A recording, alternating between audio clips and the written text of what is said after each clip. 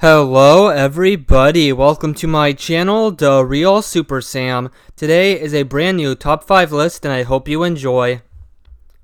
And welcome to hashtag Spider-Man Sunday. There has been so many different Goblin characters Spider-Man has fought over the almost 60 years of crime fighting. Today, I'm listing my top 5 favorites. Some are cool looking, some have great stories, some have better fighting skills, but all have something unique about them that make them one of Spidey's top threats. I'm excited to talk about these guys, so let's get started. Number 5. Menace. Menace is one of the newest goblins for Spider-Man to fight in the early 2000s. Menace is really Harry Osborn's girlfriend, Lily Hollister, daughter of the new mayor of New York at that time. This goblin has powers like Green Goblin and some of Electro's. The design is great, and the most Goblin any other character except number 4 has looked like. This goblin has gauntlets, pumpkin bombs, etc. A great new character. Number 4. The second Hobgoblin. Now this is a great goblin design. I love the look of this character, the different types of goblin weapons he carries, and the ripped cloak and demonized face. This is Jason Philip Macendale, Jack-o'-lantern, but after he gave up that identity, he became the second Hobgoblin. This one has red eyes, has actually been possessed by a demon, and his stories are really unique, like when he fought the second Green Goblin. Number 3. Green Goblin.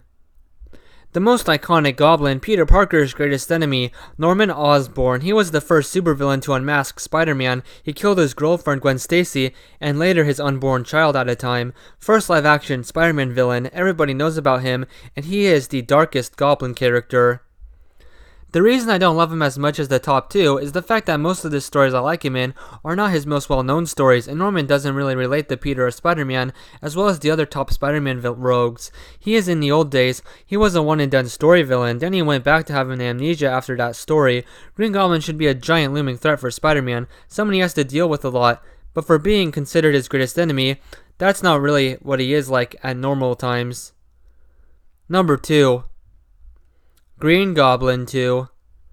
Harry Osborn is a giant part of Peter Parker's and Spider-Man's life. Harry's his best friend since college, but when he found out his dad was the original Goblin, he became the second Green Goblin and was even more of a threat in his prime to Spidey and his family and friends than Norman ever was. The stories Harry Osborn are in are better in my opinion than Norman's. He also worked with other Spider-Man rogues for his plans. When he came back as a hero, that was a cool moment seeing Spider-Man and the Green Goblin team up, and his death story is one of the greatest comic book issues of all time. And number 1. The Hobgoblin. One of my favorite supervillains ever. He has the powers of the Goblin. He is smart, tricky, and has been around in Spider-Man comics almost in every Amazing Spider-Man story in the 80s. He was a big in the crime business, working with the Rose and fighting other supervillains. A bunch of people have assumably been the Hobgoblin, so the real one, Roderick Kingsley, has no suspicion on him being the real Hobgoblin, my favorite Goblin. This may have been an uncreative list, but it is true. For me, the most popular Goblins are my favorite ones. This was my top 5 Goblins list, and I hope you enjoyed. Bye guys, and have a good day.